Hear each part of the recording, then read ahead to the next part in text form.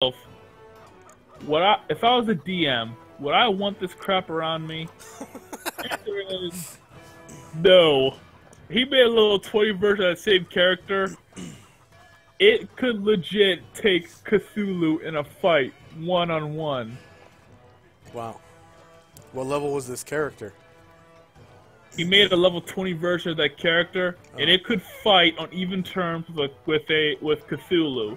You know what Cthulhu's challenge rating is? What? 30. He is meant to be fought by 4 level 30 PCs. And he was fighting him with 1/20th level one. Yes. That's how broken he got. Wow. Math Finder, man. Just Math Finder. That's redonkulous. Exactly. Donkulous, bruh. Yeah, like he made a character that could basically fist fight Cthulhu, Tarrasques, and other creatures. At 20th level, Power Word Kill won't work anymore because now he has more than 100 hit points.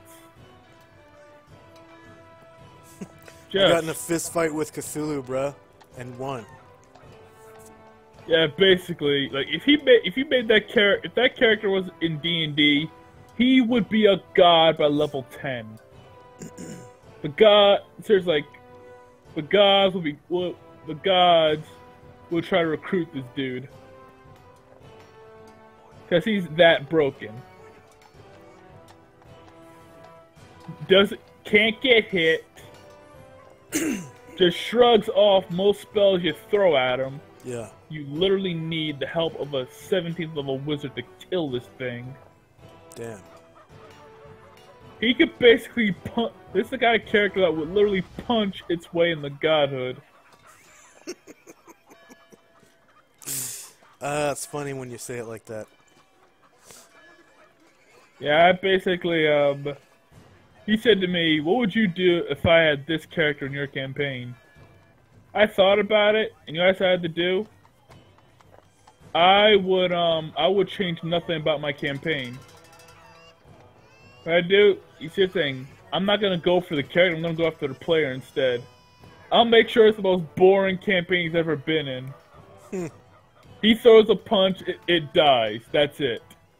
It's funny at first, but 4 sessions down the line, it's gonna start getting boring.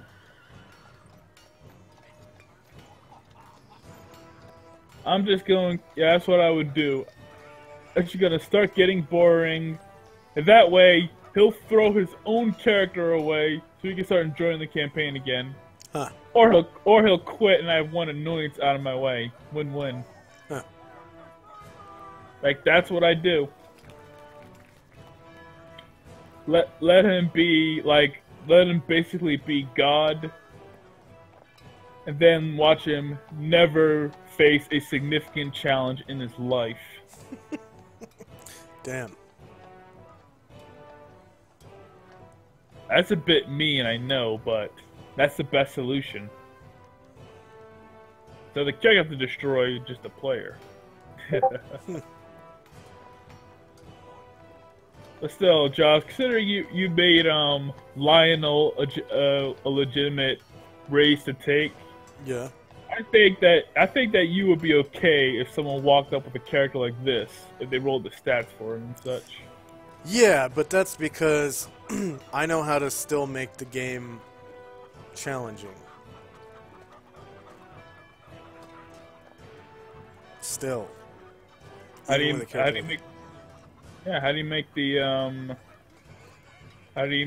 game challenging where a guy can basically insta-kill anything you throw at him? You find monsters that have abilities similar to his. So everything that he has, you throw right back in his face. It's the whole point of DMing.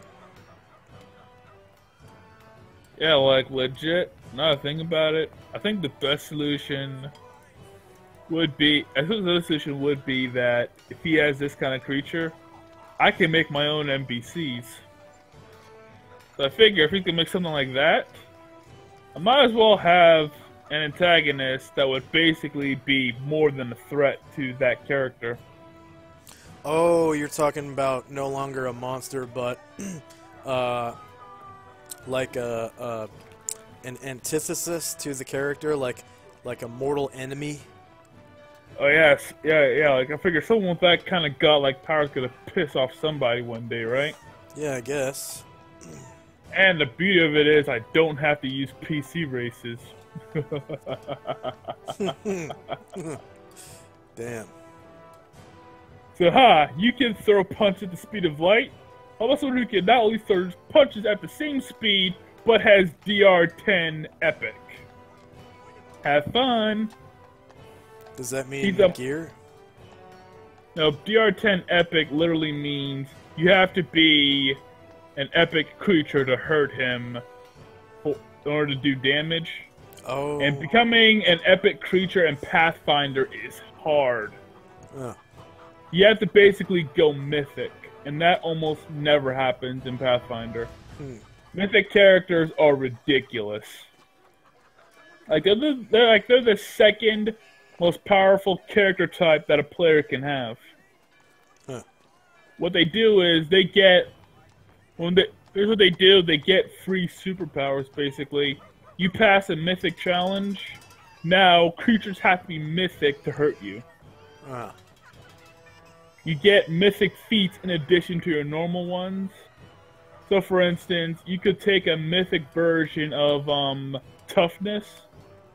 So you could get so if you got the feat, you could add between all your levels 20 additional hit points to a character. Or you can have mythic versions of spells. Like imagine a fireball that didn't have limits. Yeah. That's an epic level creature. The only characters that are more powerful than epic level creatures are Gestalt characters. And they basically are a multi-class essentially.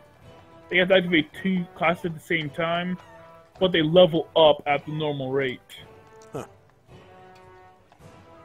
basically, imagine getting a fighter thief that didn't have to split XP. Jeez. I made a Gestalt character once. A fighter that doubled as a kineticist, or basically a kineticist. What I did basically, I took fighter stats, and the kineticist casting ability is Constitution. Right. I had a shit ton of hit points because the Gestalt characters, you take the better of all the saving throws. Kineticists have great will save.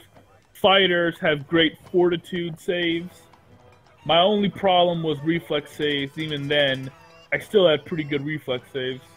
Essentially, I was covered. Yeah, reflex saves do get a bonus from your dexterity. But generally, but it rarely gets that high for most classes. And so basically, I would stand there in full plate armor and light people on fire as they came up. Then when they got in my way, I would cut them to ribbons with my enchanted sword. I was really, really, really powerful. Yeah.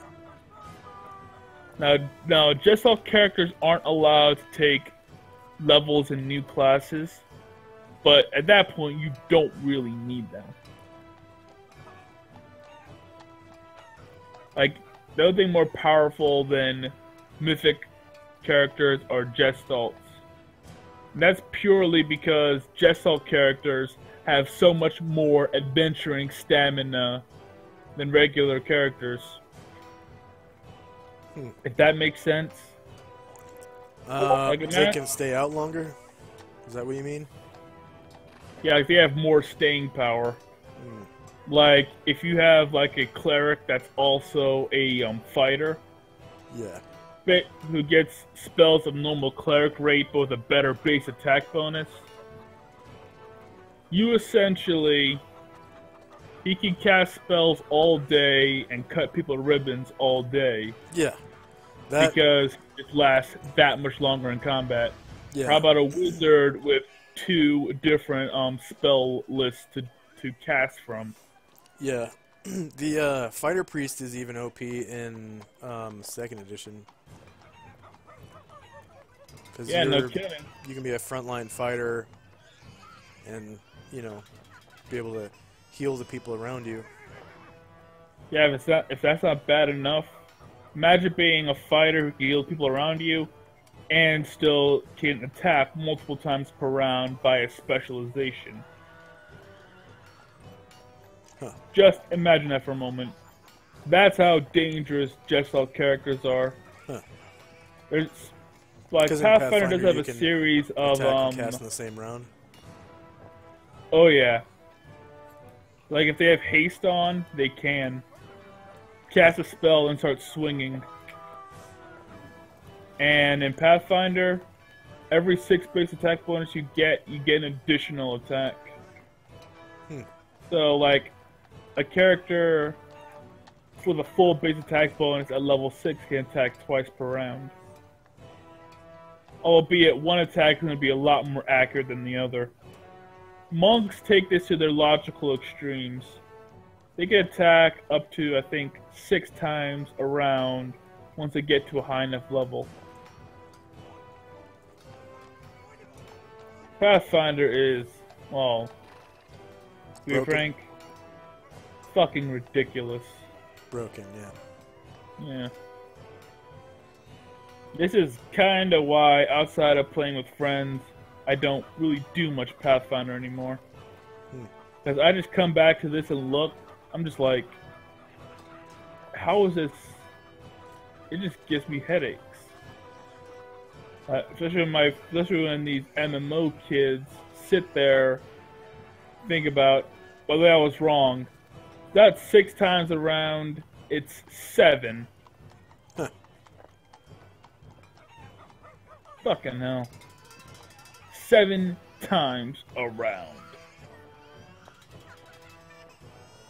7 times around for 2d8 damage each. Wow. Not including your strength mod. A monk's fist is deadlier than any sword. And if you're a large creature, your fist damage goes up with your size. Now with more fisting. Yeah. Basically, a Scarret was a monk. If he's at 9th level, he would be doing 2d6 damage a punch. Including strength mods. And he gets additional 30 feet of fast movement because, you know, fuck you. Yeah, well, instead he's doing 44 plus his strength modifier and damage against large creatures, and like 2d6 against medium. But yeah, like imagine being able to do all that, but without any weapons. Yeah. Yeah, without weapons. So you could basically, if this were like in 2nd edition terms, imagine being able to do that much damage, but moving on fist initiative, which is wow, you know, that's fast. Yeah, like he could legit, like before the wizard was finished casting, he could punch the wizard in the face and disrupt his spell, move again and punch someone else in the face with his multiple attacks per round, because they don't all have to be on the same target. Basically, you ever seen Fist of the North Star? I've looked at the video game box, the NES version. Because you know how Kishiro could go da da da da da da. You could basically do that as a monk in Pathfinder. Oh, is that where he sticks his fingers in people? Oh yeah, and then they just explode. That's what you basically do. Because, like, monks have abilities like Fury of Blows or Stunning Fist. So while this guy's punching you in the face, he can spend one attack to do a stunning fist, and if you blow your fortitude save, you can't attack for that round. Huh. After all stunning fists, he can attempt a stunning of fist once per day equal to his monk level. So once he gets to maybe 6th level, he attacks you 3 times in a row. He can hit you with 3 stunning fists. On top of that, at 4th level, he gets to add new status effects when he's hitting you. So, did you fail your fortitude save? Guess what? Now you're also fatigued. Then you're sickened. Then you can be staggered or blinded. And at 20th level, he can paralyze you with his fists. I'm telling you, Pathfinder characters would curb stomp 2nd edition characters. Curb stomp them. Even humans in without getting into the higher point buy races, humans are the best race to be. You get extra skill points, you get +2 to a stat, and you get a feat.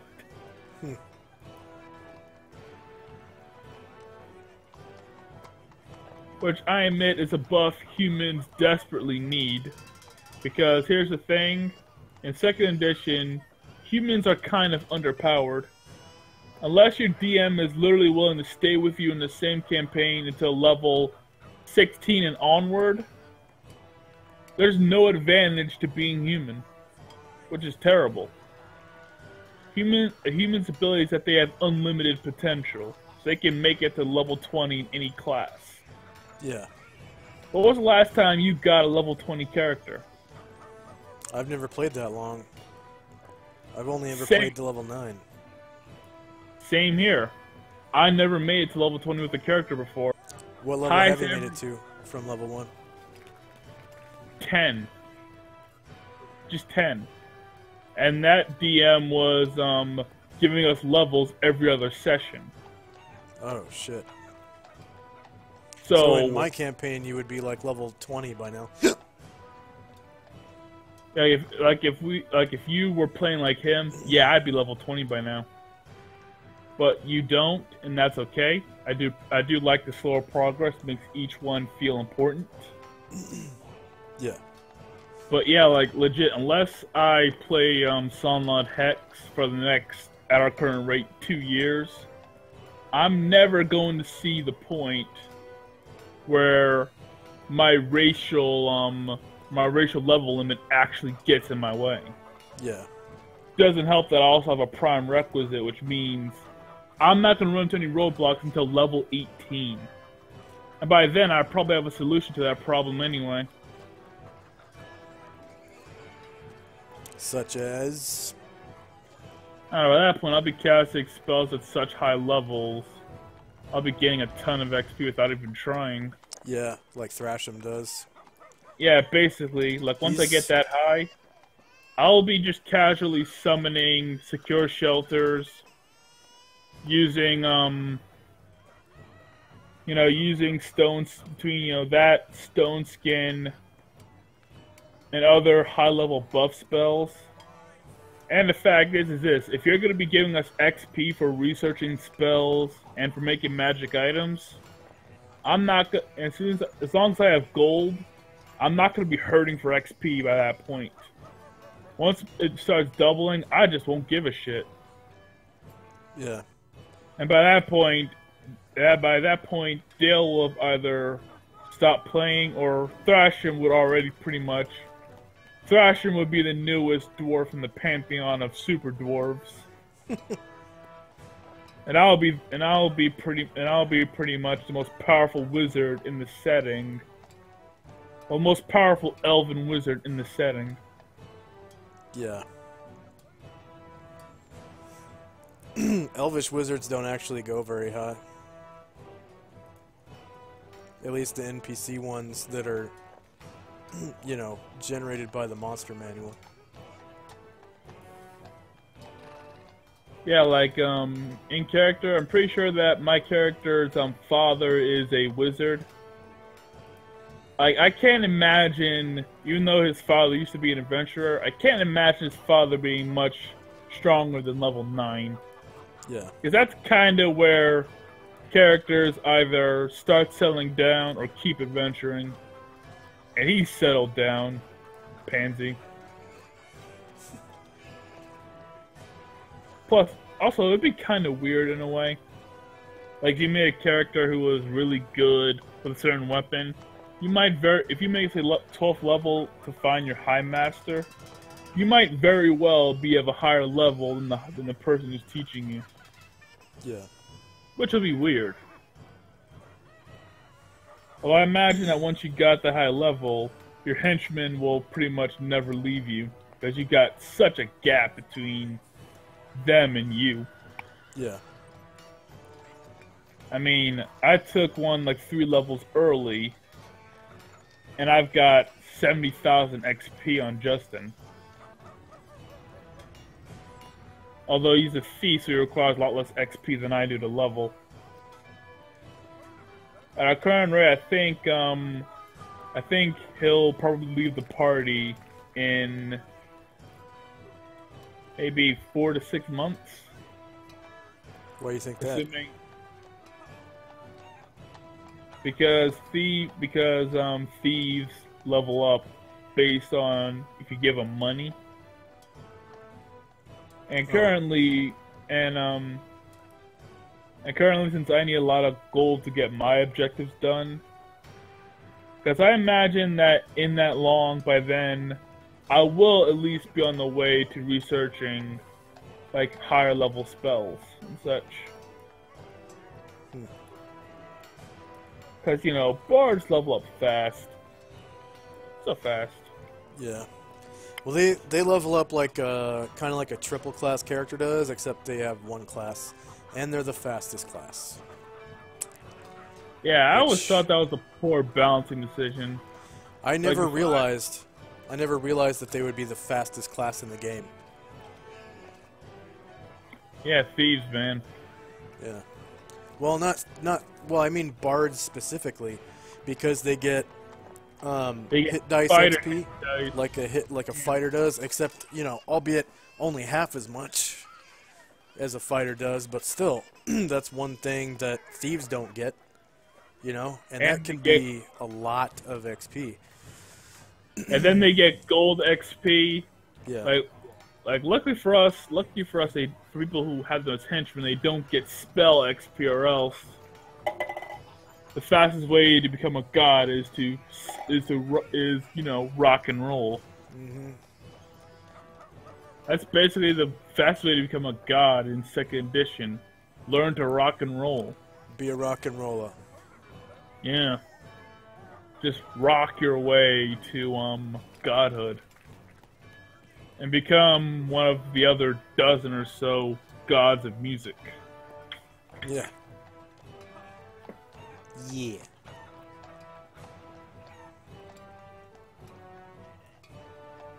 Meanwhile, the slowest leveling classes, my guess would probably be Wizard. We have insane spell requirements. We have insane XP requirements. At the same time, only get 50 XP per spell level. So if I cast a 9th level spell, the second highest echelon of power for spells, I'll gain 450 XP. Ooh, how much do I need to level in increments of 450 to get from level 19 to level 20? Oh, I don't know. How about 375,000? Get from 19 to 20. We just crack open the handy dandy calculator, see how many spells that require.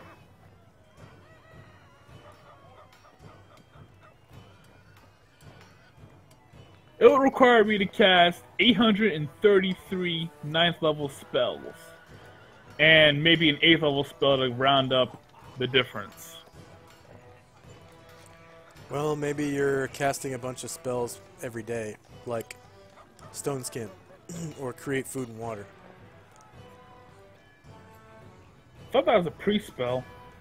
Yeah, that's true, yeah, it is. I guess it's just routine casting.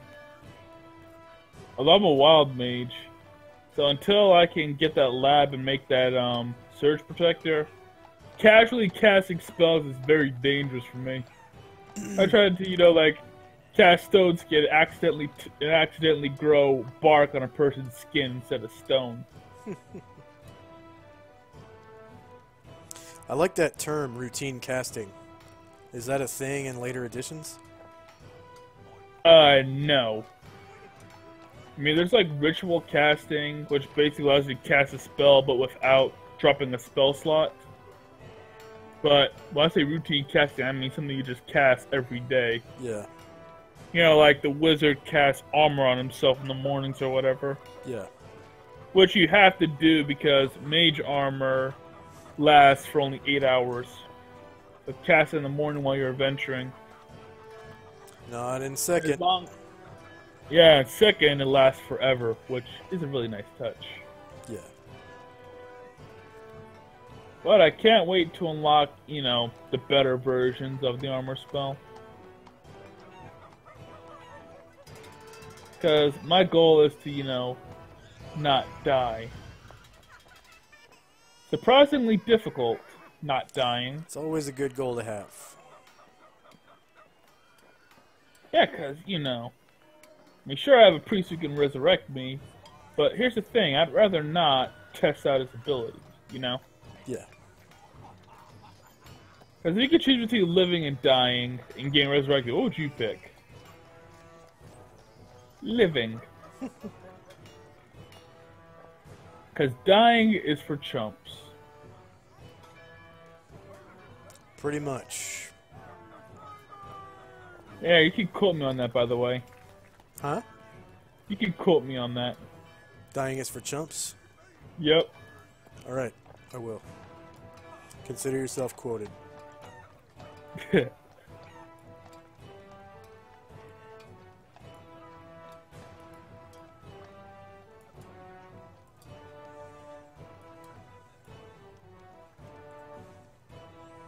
Dying is for chumps.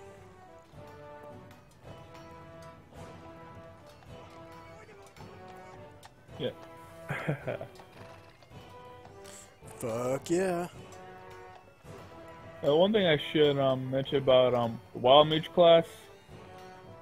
In retrospect, I think I should have gone with a normal wizard. Because I'm not blowing up often enough to be entertaining. Yeah. It's a shame. It's like, I casted Fireball, 3 times? And nothing funny ever happened. I just roll ones and do, like, a pitiful amount of damage. It's sad. Not funny. Well, there's been a couple times where you've increased your level. So... Yeah, for, like, magic missile identification. Yeah. Not my fault that magic missile is literally better than any spell I have prepared for first level spell slots.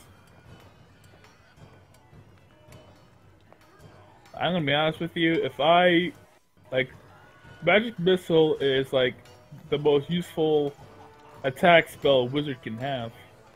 Yeah. Just, literally, at highest levels it does, 5d4 plus 5 damage? You ain't gonna...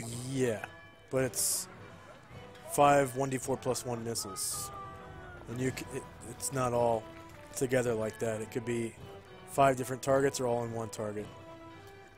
Yeah, I mean, it's just it's beautiful in its own way. Yeah, it is a really good spell at level 9. Yeah.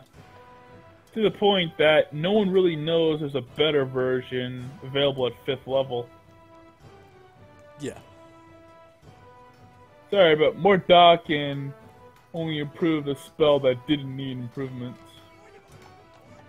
Oh, in fairness, Mordenkainen's version is, it can go to higher echelons than that one can. Yeah, but it costs a 4th level spell slot. Not cheap.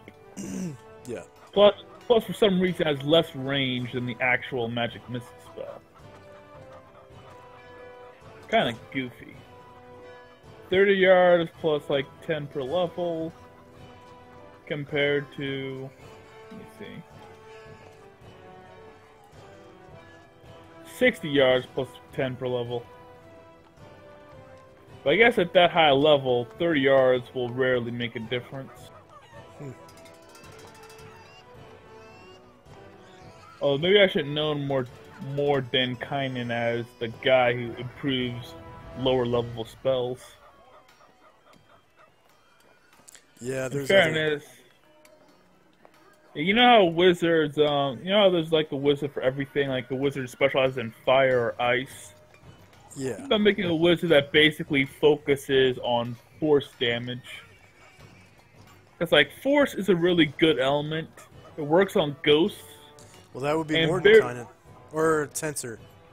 Yeah, Tensor. Yeah, Tensor. Yeah, that's force is a good, it's good because, very few creatures are resistant to force damage. Like, everyone is immune to fire, acid, or frost. But no one is immune to force. Well, I'm sure there are a few creatures that aren't affected by force damage. Probably wind elementals. Actually, let me check that. You think wind elementals are immune to force damage? I mean, they should be, right? I don't think so. I don't think force has anything to do with wind. Do you? Yeah, but people generally use wind and force interchangeably. Let me see. Well, air. Huh. Well, air can elementals. Special defenses. See below. I'm looking at like sylphs and such. Let's see, invisible, strength of 23, 18 double out strength. Sylphs have 18 double out strength? Well, no, when they're trying, let me see here. Well, if it's trying to grab or strangle you, it has an effective strength of 23. Is that in but Fapfinder? You can, aerial servants. Aerial servants. No, in second edition, aerial servants have a strength of 23. But apparently, if you have exceptional strength, you can break out if you have a percentage chance to break out equal to your percentage of exceptional strength. Huh. Creatures with 18 double odd strength and above break free easily. Yeah. I'm looking at air can. Let's try just straight up air elemental here.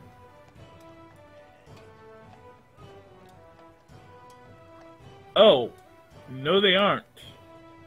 They just require a higher quality magic item to hurt.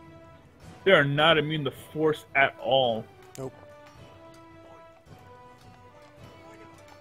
Note to self: make force elementals. Because here's the thing about force: very few monsters are immune to force, but very few PCs protect themselves from force damage too. That would be like a nice little curveball to throw into a party that likes to prepare for elemental attacks.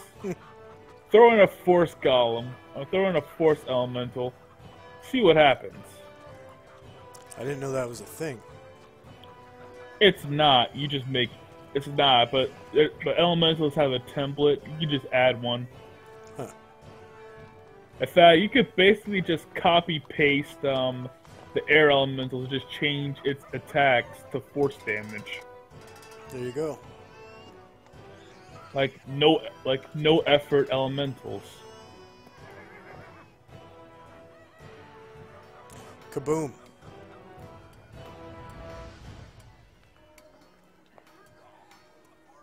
Like, that's it, just no effort. Huh.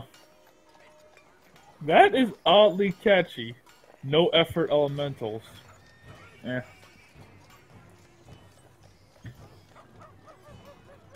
One of the beauties about D&D, you can just steal stuff and then rework it for your own purposes. Yeah, that's what half the monsters are anyways, like Scrags. They took a troll and they just made an underwater version of it. A bunch it's of underwater? Yeah. Yeah. A bunch of the Mephits are like that too. It's the same monster with a different element. Air Mephits, water Mephits, fire Mephits, lightning Mephits. And they're small and annoying, but they can massacre a low-level party. Yeah.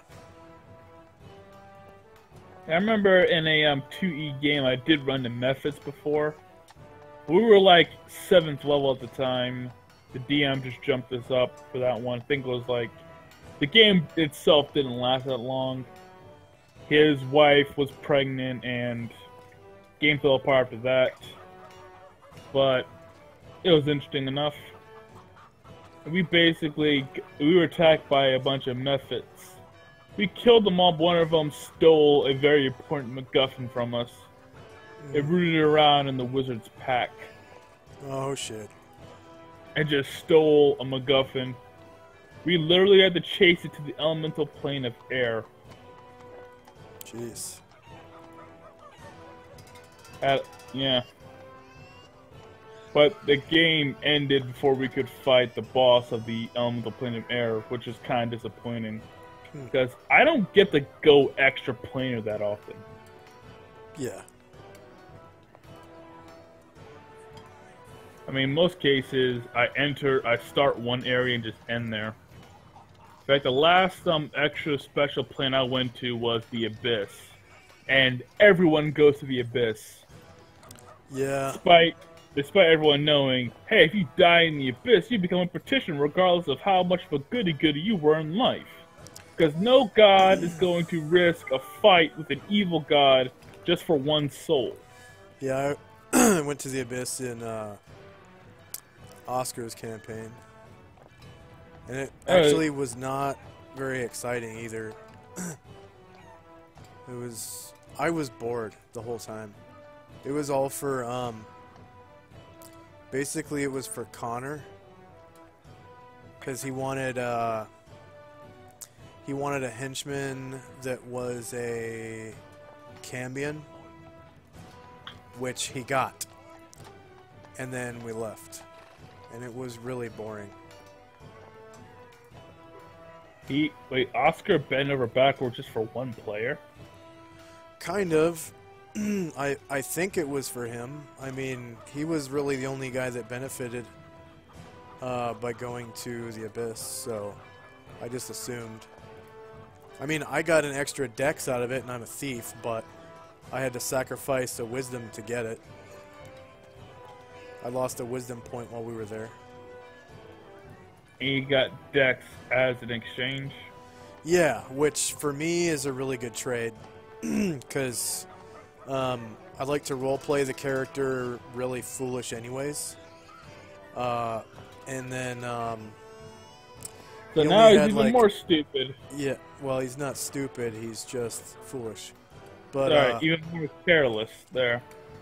But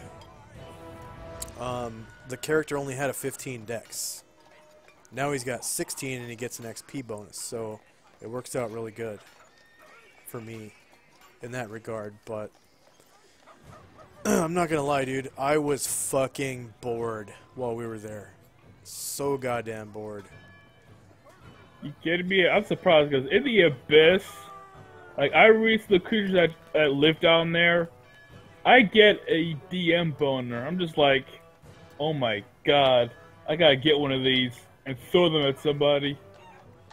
Like, there's so many cool creatures in the Abyss. Yeah, he threw it all at us. Threw it all at us. And it was still boring? Yeah, I was bored as fuck. We ended up fighting Voth, which is how I lost my wisdom, because they bored into my skull. We ended up fighting those centaur guys. I forget what they're called. We fought that whatever those big minotaur things are called. We fought one of those. We fought one of the fucking lizard guys that has acidic skin. You know, acid on his skin. Yeah.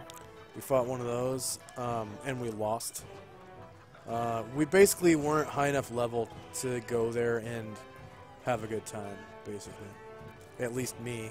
I didn't have a good time. Did not have a good time. I was super bored the whole time we were there. Yeah. I can understand that. Plus the the environments were just really bland. Like, it was just either caves or sandy areas. And Oscar's maps don't have texture. It's just colored blobs. So I was not entertained by the appearance of stuff at all. Well, here's the thing. Subterranean, like good subterranean, like map parts are a bitch to find in Roll20. Like, I'm trying to get Nebin started making maps. Because I plan for the campaign to take mostly underground, yeah, it's hard to find good cave textures. It really is. Because it has to be cave, because if I type in Underdark, all I get are drow. I mean, right. Yeah, there's going to be a lot of drow because Underdark, but you know. Yeah. I get creatures and drow tokens, but I don't get cavern floors or ceilings. Like, to the point, it's so frustrating to find good-looking stuff for it, that I'm tempted just to do what Broggy does and actually draw the maps by hand and scan them into Roll20. Except his maps look blurry as hell. Yeah, he uses a bad scanner, I think. Yeah, like to the point, I am literally learning drawing techniques so that I can make a halfway decent map. Yeah. Maybe I'm taking this way too seriously for my first campaign. Seriously, well, if you get good at drawing maps by hand, you know, it probably takes less time to do it that way than it does on computer, so... You know what? I wouldn't do it that way. I would stop, and I would try using GIMP. I would try it one time, see how you like it. And then if you don't like it, I would go back to hand drawing, hand jamming. Yeah, at this point, I'm actually thinking about just shelving Nebin for now, and just if I do want to do something, just go with something that's easier. What's Nebin? Oh, that's the name of that's the code I'm giving to the adventure. Basically, it takes place on a dying world where it's so cold on the surface of the planet that life has moved underground. Oh. Trying to homebrew a balanced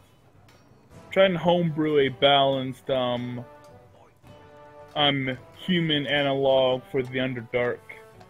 Because the Underdark is flooded with their little radiation, so I don't think people would remain unchanged down there. Yeah. If they ended up underneath it.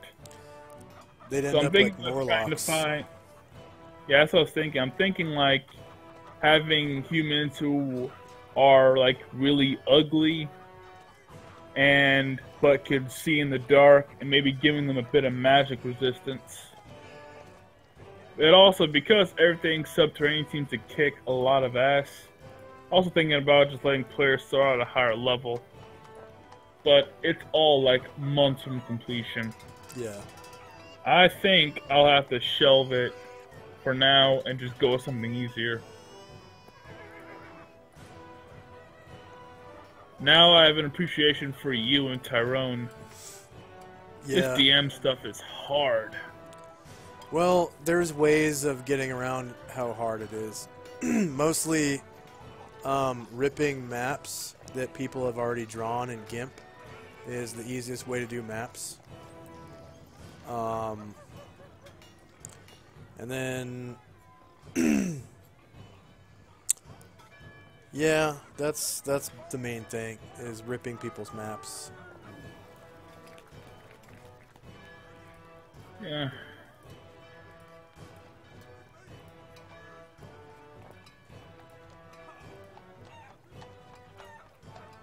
Yeah, it's just like a lot of work, a lot of effort. Yeah, it does take a lot of time. Yeah, I mean, like, Nebin is my baby in a way. I want to make sure that she's raised and ready to go so I can unleash her to the world. Right. But I'm just so far away. And she grows so slowly, and she cries so much.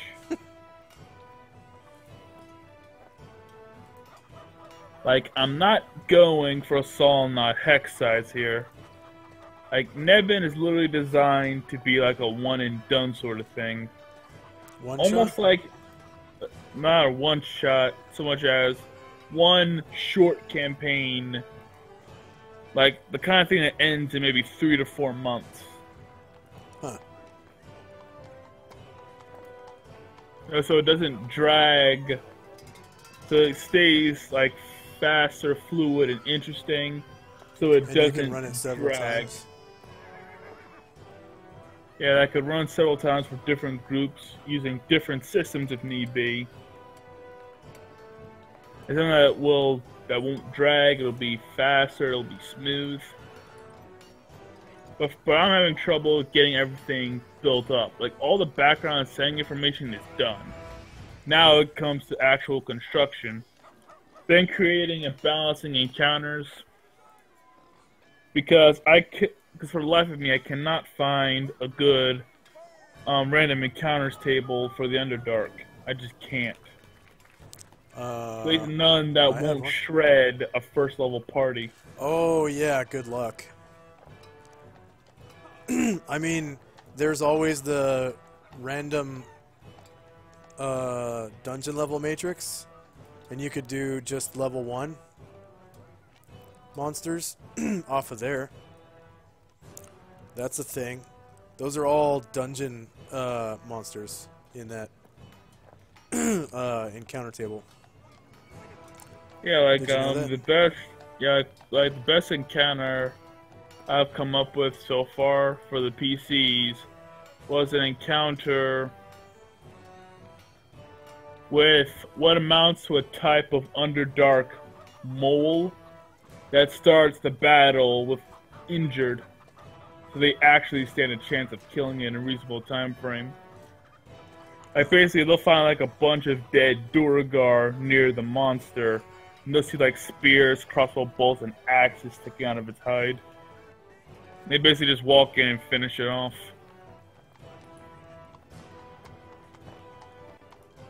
Because, you know, I think because, you know, you can tell a story with an encounter, I guess.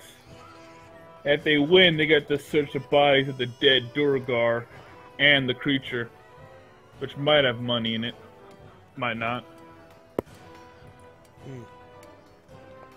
Hey, do you find is it better to pre-roll treasure, or just do it when they actually kill whatever they have to kill? I just I made a macro that rolls treasure for me, so it's easy as fuck. I mean, I just before I wrote that macro, I just had whoever was looking for treasure, I made them roll all the dice. So,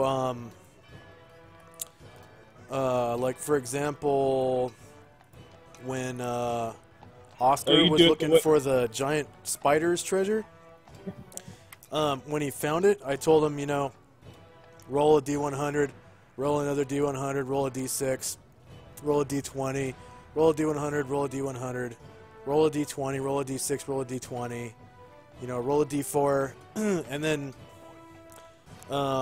he rolled up the entire treasure. I just was looking in the book and recording the results. So you could do it that way. You know, if somebody wants to have stuff randomly generated, you can make them randomly generated. Yeah, I'll have to go with that. Cause I think about it, with the way I've been writing the adventure, it sounds more like a homebrewed module than a live open world. Huh. Now think about it. Like, my goal with the setting here is to basically have like a campaign I could run with like different that would have a decent amount of compatibility with other systems. Yeah. Like, I'm designing it with 2E in mind, but I also plan to run it for my Pathfinder friends, and maybe run it in GURPS for Broggy, Caden, Devin, and Owen. Yeah. But it's literally months from being done. And months more until I'm happy with it. Yeah. So for now, I think that if I do run a game, it'll be something easier, quicker. If you're writing a module, it actually takes playtesting. Oh yeah, I know. What do you think? I said my 2E Pathfinder. Yeah. And in the GURPS group are. What do you guys think you are? I'm not planning to publish it or anything, because who would care about a 2E module in this day and age? But rather, it's something that I could enjoy, that I could make and improve upon, and eventually put in like its own little shelf, where essentially, if no one else is interested in running, I could just start that up. Yeah. Get new players once in a while, keep things interesting. Yeah. But for now, it's a slow process. Very slow. Yeah. And as soon as the break's over, college is going to be starting up again. And progress is going to slow down yet again. Right. I don't want Nevin to turn into Duke Nukem forever. It's been teased for years, so when it comes out, it kind of sucks. Huh.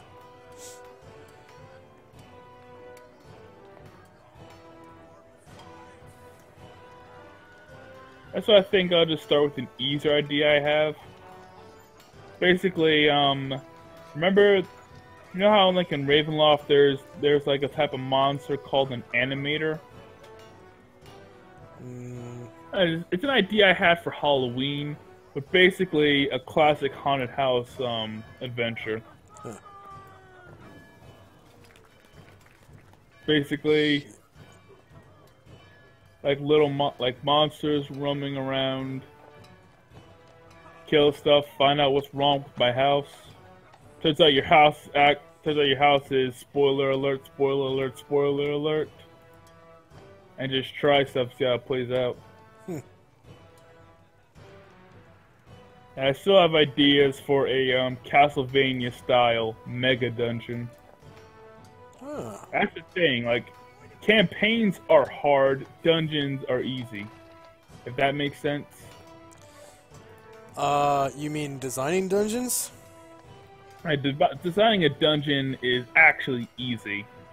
Well, yeah, I mean, you can use a random dungeon generator. That's easy as fuck. Random dungeon generator is easy as fuck. But, making towns is hard.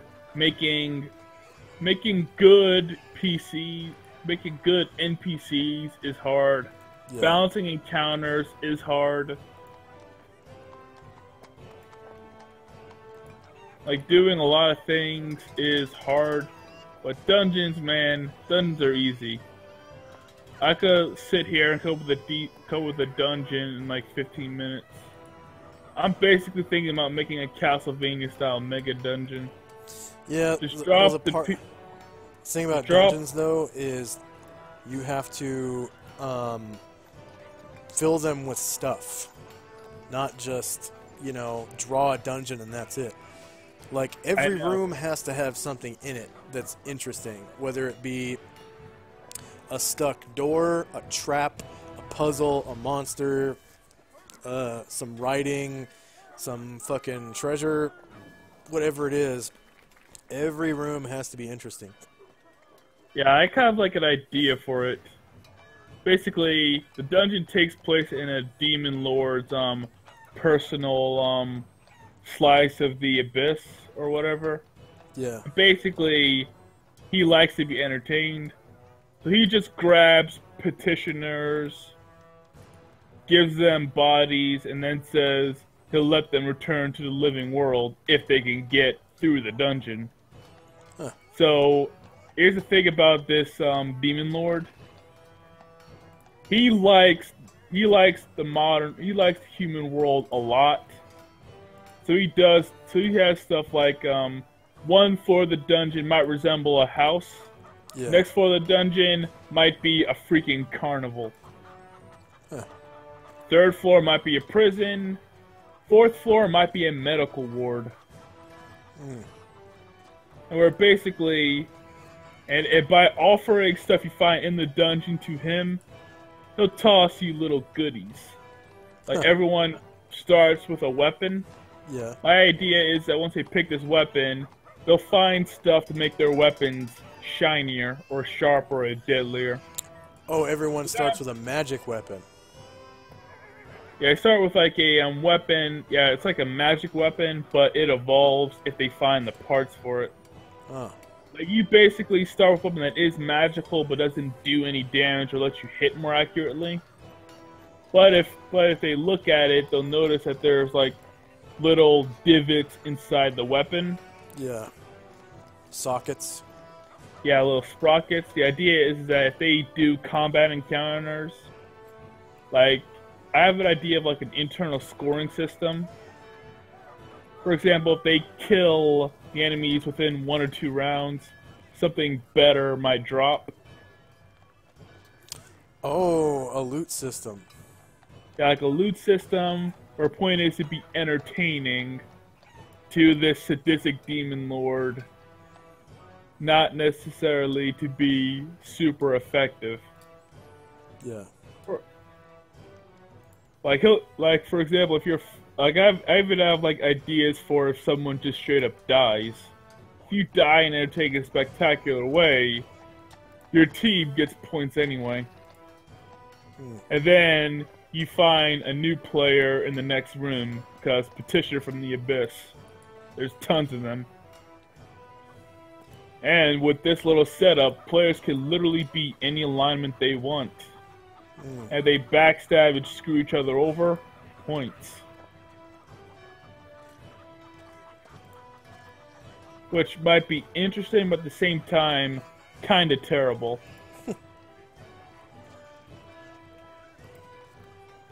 At the very least, if they're going to screw each other, they should do it in a spectacular fashion. Yeah. Like you're winning the combat encounter, but your friend is like on death's door. The priest says, "I will try to heal him," and then he just, uses inflict wounds and finishes him off instead. Says, damn. Sorry, but he's too far gone. Demon Lord's like, Demon Lord will just slip a little reward in his pocket.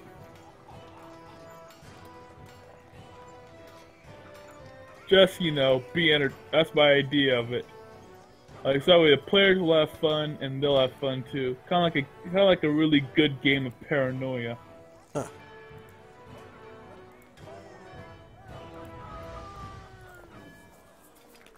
Yeah, the best part is that it's just pure dungeon crafting, and encounters.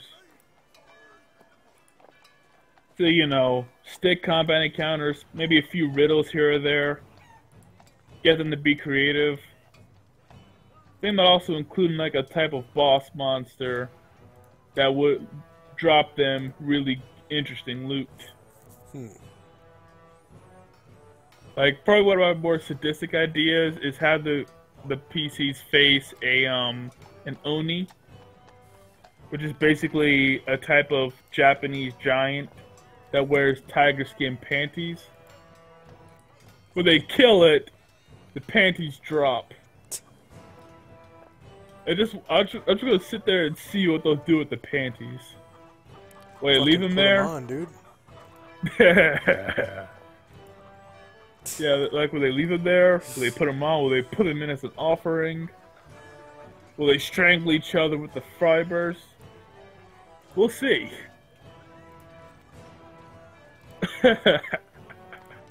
I just want to see what they will do. Like, each floor should be done in a week. And I guess since it's a giant dungeon, should be done, I think, once in a while, if that makes sense. A giant dungeon should be done once in a while? Yeah, like a floor should be done. Yeah, like a giant dungeon should be done once in a while. Give each floor a different theme, and they face different creatures to keep things fresh. And then when they're starting to get tired of it, finish the when they're starting to get tired of it, just take them up to the final floor. Yeah. And they face whatever challenges Demon Lord left for them, then whether they live or not depends on their skill and luck. Yeah. Yeah, just like everyone gets a magic weapon to start with. Well, I guess if they're like a wizard or something, I'll come up with like a magic grimoire. Basically, find something, stick it in the divot, and suddenly your weapon does something. Like different colors. Like if you put in a white divot, it does +1 to hit and +1 to damage. Put in a red divot, it's now a flaming sword. A blue divot does ice electricity. You know. They put in a blood red divot and you get lifesteal. Basically, players get to decide what they want their fancy weapons to do. After a little bit of experimentation. Yeah, they'll find something that works for them. But most importantly, make sure that there's not enough for all of them. That way they'll be inclined to fight over it. Or trade. Or trade for it. That's also a possibility. Because I kind of want to handle it in a way like that one shot we had on Halloween week. Or basically, we ended up screwing each other over at the end. Oh, yeah. But we didn't. One guy was a vampire. That was you. Yeah. Yeah, you were the vampire. Yeah, I'm just like, I'm still surprised that my plan actually worked. I mean, no one paid attention to me at all. I loved it. Yeah. I didn't say much, just commented once in a while. My hit points came back each round. No one wondered why. It was beautiful.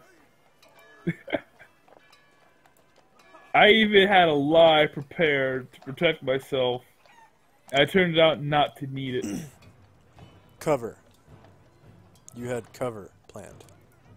It's called cover. Oh yeah, like vampires regenerate 3 hit points each round. I was gonna lie and say my sword was a sword of lifesteal. Basically, you killed stuff, then you got hit points back. Yeah.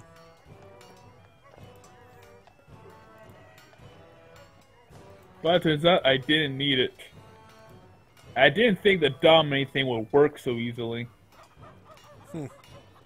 Says, make a save throw versus spell at -2.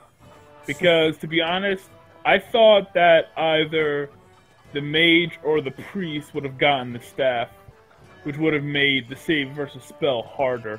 Yeah. But nope, the fighter got it. Lucky me. I basically want to encapsulate that in a way so the players rely yet don't necessarily trust their characters. But the important thing here is alignment-wise, freedom. Because when you're being forced by a madman to play a sick game, who cares if you're lawful evil? Right. That's basically what he does. Like, if you're like a good aligned character or whatever, it just means that you died in the abyss and he just took your soul anyway. You could say this is your chance for redemption. Although, it would be like darkly entertaining if one of them decides to be a paladin. Oh, it would be good if they do. Just, can you imagine that? Just like a paladin in the abyss being toyed with by a demon lord. That's the stuff that makes like good stories. Yeah. And it's all dungeon craft, so it's easy. Problem is that it's hard to find. Problem is I tried to make one of them based off an amusement park because you don't know what kind of. Yeah, basically like a dungeon that kind of works like an amusement park. Huh. You know, play stupid games and get small rewards from the demon lord. Yeah. Like, you and your friends get together and play that water racing game. I'll basically have them roll d20s to see who gets closest. Or does the most wins eventually. Yeah. And they get a little prize. But in order for them to play the game, they all have to pitch something in. So, you know, encourage them to have fun, but at the same time, make sure there's never enough for all of them to be happy. Right. Is it awful that I'm playing my players to screw each other over? I don't know. I mean, I would advertise that it's that kind of game. I'll give them a heads up. Like, all right, you're like that would basically be part of my premise. I would make it clear. Here's my like little pitch for it. I'll probably come up with a name for the demon lord later, something that's entertaining.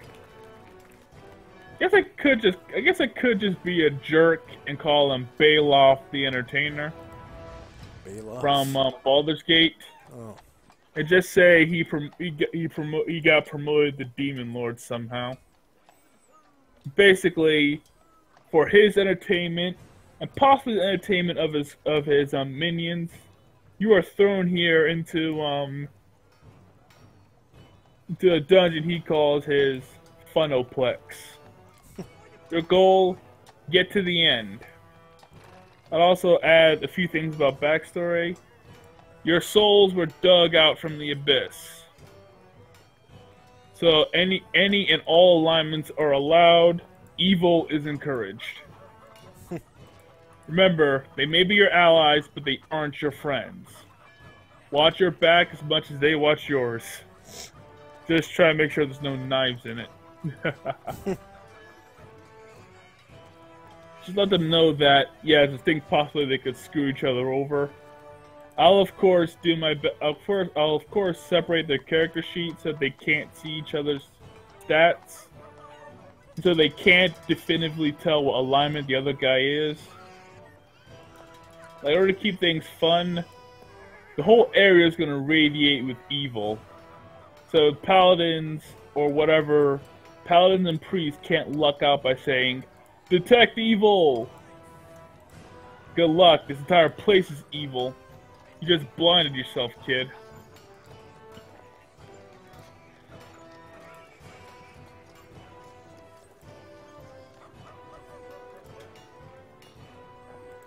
But heck, that's my idea. Yeah. I might just, in fact, I'll get to work on it tomorrow. Maybe once I get a few decent floors in it, I could, probably could pitch a mini version of it to Gold, and he'll let me run it for the for next year's Halloween one-shot.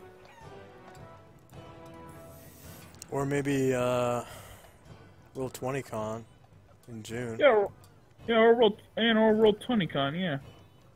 Although then I'll feel inclined to nah, the carnival thing would work even in Roll20 con.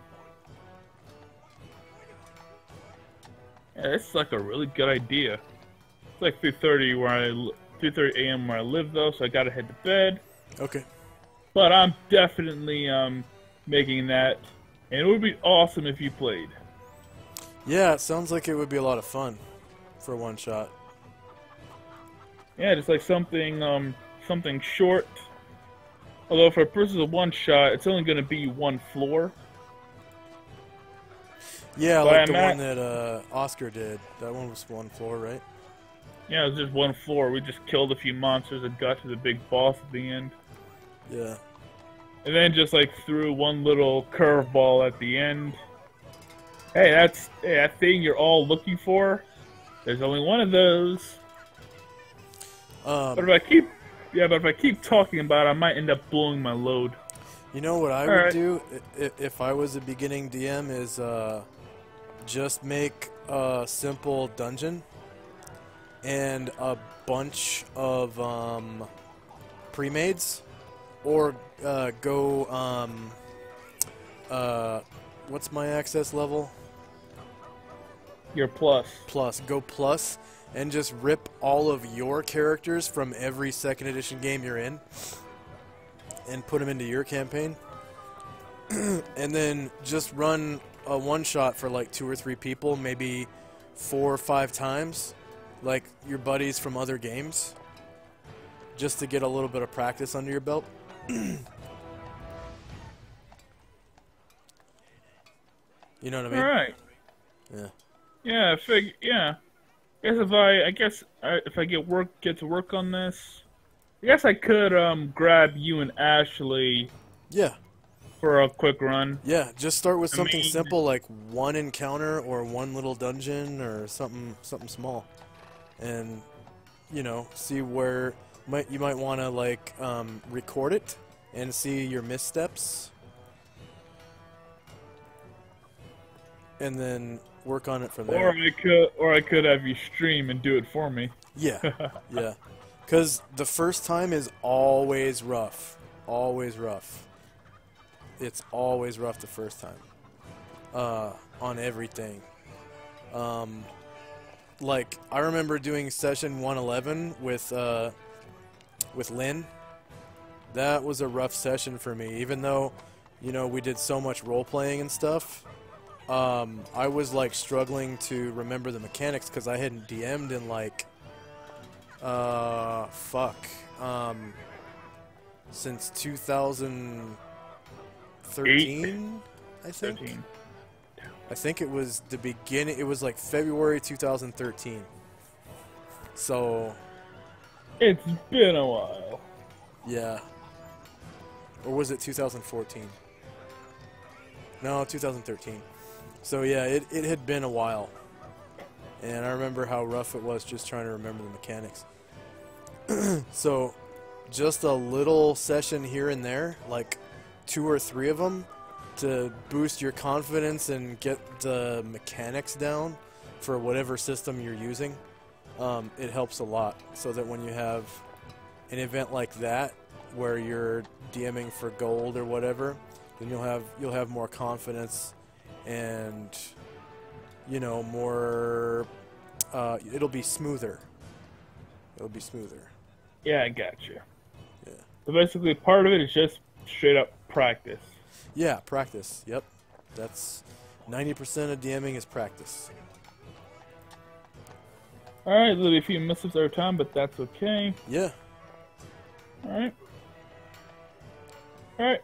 So something simplistic, like literally like a box and a grid.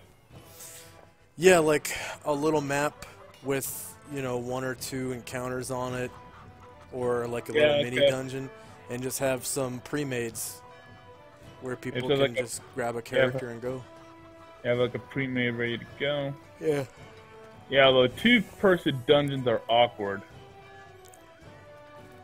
Well, it depends. I mean, if you make a 2-person dungeon where we each have a PC and a henchman, then it's oh, not, yeah, it's not as bad as that you think. makes things easier. Yeah. Or I could just make you multi-classed. That way you can do more things, like the Fire Thief and the Wizard Cleric. Yeah. And we don't have to be, you know, level 1, because you can use your own characters from other games. You know what I mean? So it could be like a level 3 like character, level 4. It would be like a nasty little what-if scenario. Yeah, basically, yeah. That's kind of like what a one-shot is, anyways. Yeah, like a little what-if. Yeah, it's not a real campaign, so it's just like a little what-if situation. Like, what if this character and this character came to this dungeon? Note to self: turn Lucas into a give Lucas a Lich template and make him the end villain for a mini dungeon. Yeah. Because as far as I can tell, out of all the characters I have for second edition, he probably would fit the best for a little end dungeon boss. I was thinking, well, either him or Nesros, but thieves tend not to be very good. The thieves tend to be, you know, one and done villains, tend to be, city villains, not, dungeon villains. Plus, thieves, they tend to either kill you or just die. There's no in between. Yeah, wizards will rip your soul out of your chest. Yeah. Priest makes a really good enemy at first, because they are not heal, very They can heal. They can resurrect. Yeah. And if they've talked with the authority of their god, they can easily grab a few of the god's loyal followers to do stuff. Yeah. And if it's an evil priest, they can make little undead minions. They'll have their little acolyte priests. They can have little henchmen themselves. Yeah, priest is really good, and they could have wizard henchmen too. So they make a pretty decent villain for low level, because they're not really that strong, and they can have a lot of little backup characters and pretty decent treasure. Yeah, that's beautiful. Yeah. Well, if I stay this excited, I won't be able to go to sleep. Yeah. But yeah, I'm going to do that. I found a decent map maker just now. I'll try it in the morning, see how it works. Yeah. If things work well, I'll try to grab you and Ash to run this one. Cool. I'll be back. Gonna head to bed. Alright, good night.